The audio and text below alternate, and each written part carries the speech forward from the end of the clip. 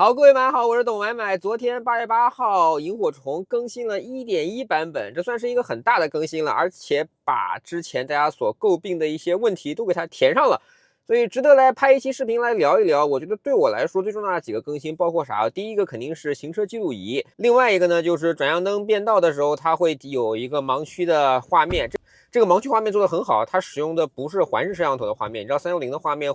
分辨率会比较差，它使用车的 AD 摄像头，就是侧面的后向的 AD 摄像头。这样做的好处呢，就是画面会更加清晰，然后夜晚的降噪能力也会更加出色，因为你们都知道车的 AD 晚上也是要能用的。这也体现了萤火虫整个电子电器架构的先进，它就可以跨域的去使用 AD 摄像头来作为自己盲区的画面来显示。所以呢，我也就拍了一期视频，跟大家详细的来聊一聊未来萤火虫这一台霸字之后只有7.98万拿到中保研5星评价的车。其实如果你需要一台这样的小车的话，它将是一个非常合适的产品。一起来看看视频吧。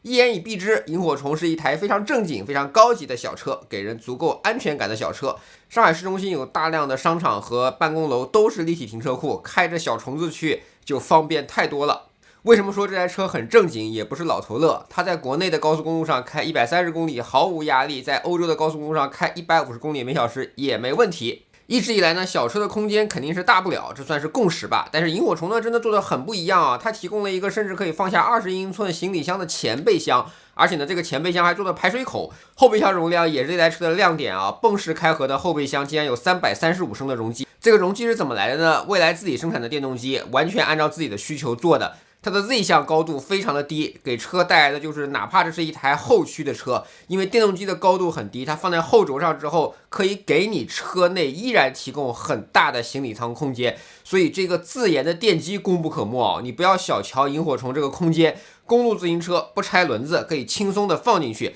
很多比它大的车，因为行李箱开口的问题，不拆轮子放公路车都没那么容易。不仅如此，我现在出门骑车的时候，还会带上在蔚来车商城买的12伏供电的小冰箱。这个冰箱呢，在萤火虫的后备箱有一个12伏180瓦的接口，可以直接供电，所以日常骑行供应一个车队的饮料差不多是够用的。但唯一的问题是，萤火虫的12伏在锁车之后会断电，不能持续的供电，所以那个小冰箱只能放水，不能放菜啊。内饰的精致程度上，你也不会觉得这个车有廉价感，它甚至是有仪表盘的，而且仪表盘的设计感还挺强的。比如呢，我买的是 Pine 绿色的这样的内饰，还有黄色的安全带作为点缀，反而弄得很高级。乘坐空间来看，这是一台为长期1到2个人驾驶而使用的车。我的副驾潘总偶尔会坐一坐，座椅可以推到非常靠后的位置，2米长的腿也是有地方放的。两人的乘坐空间非常足够，偶尔应付5个人的时候，后排脚是可以塞到前排座椅底下的，也不局促。这是不是纯电加上有技术带来的空间魔法呢？买回来接孩子放安全座椅也没有问题，孩子舒适的在后面没问题。而且这车有9个安全气囊，是按照中国和欧洲的5星标准研发的，热成型钢的比例非常高，也是我买的底气。你要知道，我要买别的小车的时候，我总是觉得小车是别人大车的溃散区，压根儿不敢买。但是萤火虫来自于蔚来，在安全上一直这么多年11年了都是有坚守的，并且作为一台小车就是不减配气囊，就是搞9个安全气囊，这一点让我非常满意啊。你要知道，做碰撞测试的时候，如果车型是小于4米的，比如说你做一个3998毫米，你就可以做一些非常简单的碰撞测试，通过了就可以上车了。但是你的车长超过4米，比如萤火虫就把自己做4003毫米，这多出来的3毫米就要求萤火虫要像正常的大车一样做碰撞测试了。但是蔚来就是故意多造这3毫米，就是要让这个车做正常的碰撞测试，所以你也能看出来价值观让这个车企很不一样，所以你也能看出来我是买 ET9 的人，我为什么敢于去买一台萤火虫啊？二排除了传统的放倒模式之外，还有额外一种放倒模式，也是只有萤火虫才有的，你会要把座椅先向上提，再向前推，这样的话后排座椅可以完全放平了。放平之后，这空间有多大呢？我给你举个例子吧，这个车4个18寸的轮胎可以直接放后面，放得下，还有额外的空间，就是这么可怕。至于说你要不要多花几千块钱买发光板，丰俭由人吧。发光板多了副驾驶的电动调节，多了类似于皮质，就是 PU 皮的座椅嘛，然后还多了座椅通风。还有呢，需要强烈夸赞一下的就是前排的贯穿式设计。上海呢，很多路边停车就是非常贴边的，贴边之后呢，副驾驶就是不方便下车的，尤其呢是在下雨天，要么你就等副驾下车淋雨，要么呢你就不贴边，车靠在外面。萤火虫的前排这种贯穿式的通道，副驾可以直接从左侧车门下车，越是小车啊，这种灵巧的巧思是越重要的。续航方面，标配42度磷酸铁锂电池 ，CLTC 续航420公里。如果你跑城市道路的话，包括高架之内， 100公里的电耗经常是8到9度每100公里，实际里程是会突破 CLTC 里程的。是的，这台车在城市工况下电机的负载是最优负载。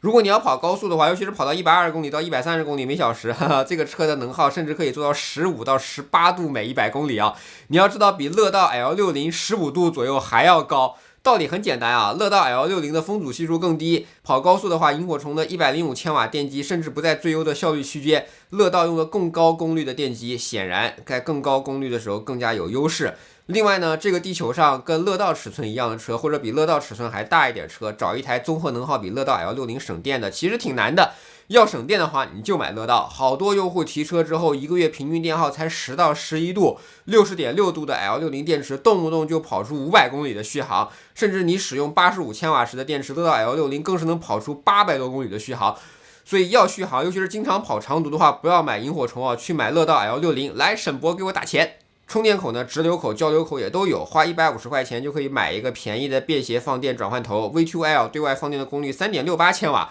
一个咖啡机一般就1000瓦，一个电锅一般也就1到2千瓦，一个炒菜锅差不多可能有750瓦的都有。所以对于你露营来说，一台萤火虫对外放电、对外露营也够了。虽然这车的价格跟大众的 ID.3 在中国卖的价格差不多啊，但萤火虫的前后都是用着盘式刹车，没有像 ID.3 那样用鼓刹，前麦弗逊后5连杆的悬架，在一众的小车中显得特别高级啊。正好呢，这次我给萤火虫换了一个轮胎，拆下轮胎的时候，你可以单独欣赏这漂亮的5连杆，这在小车中真的太少见了。Super Red 超级红的尾灯，这个超级红是一项专利技术啊，就是会让这个尾灯更加红，夜间你刹车的时候，后面的人看到你非常亮。早些年我们看奥迪的一些车尾灯特别亮，所以我们称之为灯厂，是吧？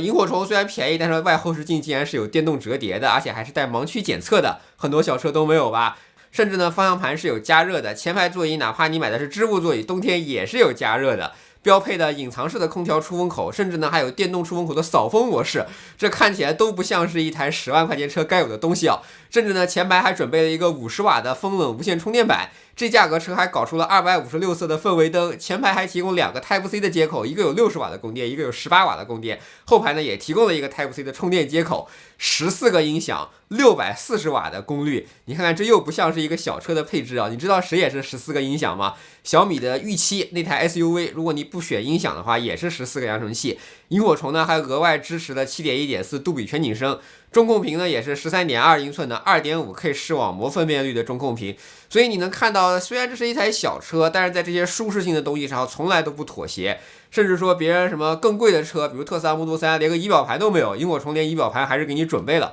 就是在这些真正让你用的舒服的地方，萤火虫想的还是很明确的。辅助驾驶是一个非常有意思的话题啊！这个车标配的是地平线的 J5 芯片，提供了高达128 TOPS 的算力，6个辅助驾驶的摄像头，4个全景摄像头，12个超声波传感器，1个毫米波雷达。是的，萤火虫竟然连毫米波雷达都没有给减配掉。有朋友对萤火虫做高速领航辅助以及高价领航辅助感到很惊讶，其实我想说，早在2020年。蔚来第一代 ES8 用 3.5 TOPS， 多么孱弱的 Mobileye Q4 的芯片啊，就做出了高速领航。所以今天128 TOPS 的地平线能做出高速领航是非常正常的事情，好吧？萤火虫呢有着扭矩方向盘加上地平线的这一套解决方案，大体上呢跟某些40万的增程车配置呢是一样的，提供了不错的高速以及高价的领航辅助能力。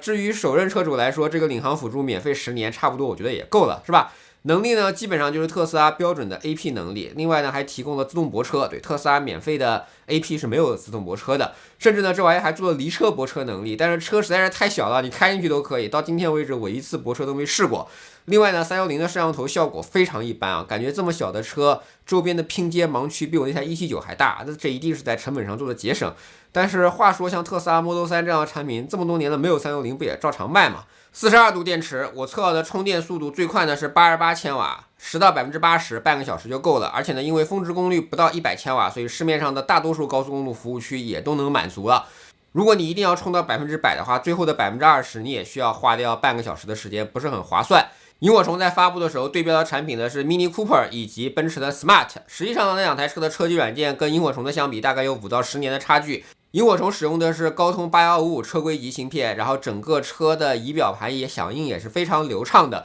整体车机对于软件的跨域调用也很强的，比如说随时可以调出流媒体后视镜的画面，我甚至可以把它常驻使用。语音助手 Lumo 其实呢就是 Nomi 的逻辑，换了个声音，因为广东话里喊 Lumo 有种像问候别人母亲的感觉，所以8月份的时候将支持自定义名称。以后呢，你可以不叫它 Lumo， 你叫它 Nomi 也是没有问题的。之前听到有车主反馈说，总是叫错 Lumo 的名字，这次110版本升级之后，就可以给你的 Lumo 随便改名字了。嘿，萤火虫，嘿，六眼飞鱼，嘿 ，Nomi，嘿，小金，嘿，兵哥，嘿，喂，差不多可以喽。首先呢，这车的玻璃是远不如蔚来 ET5、ES6 这些车型的，隔音效率呢尤其不如。但是呢，当我贴了7000块钱的隔热膜之后，哇塞，这个贴膜价格占车价比高达6%啊！我觉得这车现在已经变得不晒了。这贴膜比我用在 ET9 上花的钱还多，因为 ET9 呢，毕竟哪儿都好，随便贴个就差不多了。但是萤火虫便宜啊，也不是双层玻璃，所以呢，我就贴了一个更贵的膜。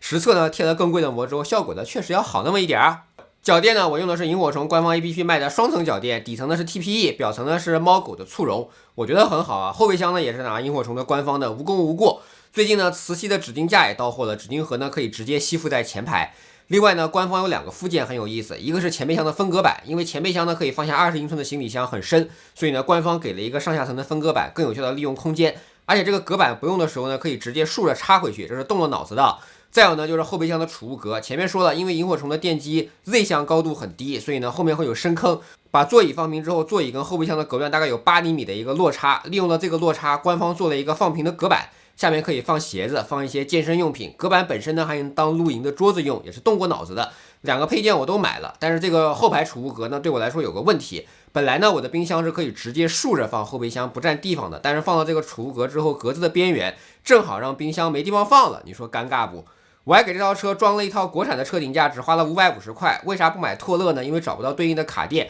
萤火虫呢也没有车顶导轨，只能选择夹在车顶。我希望以后萤火虫在改款的时候能提供一个车顶架导轨吧。总之呢，蔚来萤火虫是一台非常正经的车，也是我感觉可能你12万能买到的最安全的车了吧。使用 Bus 电池租赁的方式购买，甚至只要7.98万元，8万块钱，你拿海豚、拿星越的价格买一台比 ID.3、比 Mini Cooper 更好开、更智能，甚至更安全的车，它不香吗？而且呢，它复刻了 NIO 的整个售后服务体系。如果你买服务无忧套餐、上门补胎这些服务都有，都是免费的，真的很省心啊！什么叫体系化效率？你愿意去跟蔚来打交道，还是愿意去传统跟 4S 店打交道呢？一问你就懂，对吧？可能呢你不是车主，不知道蔚来的好，但是你看到蔚来过去卖到11年，车主的复购率相当高，每一个蔚来车主都在说蔚来好，反倒不是蔚来车主的人希望蔚来倒闭。萤火虫就是整个蔚来品牌最便宜的一台车，如果你的预算可能只有8万块钱，不妨 Bus 一台去试一试吧，好吧？以上就是本期懂买买的视频，希望你能喜欢。如果对我视频感兴趣，不要忘记评论双方订阅懂买买买的头条、B 站、微博以及 YouTube 都有自己的账号。我们下期再见，拜拜。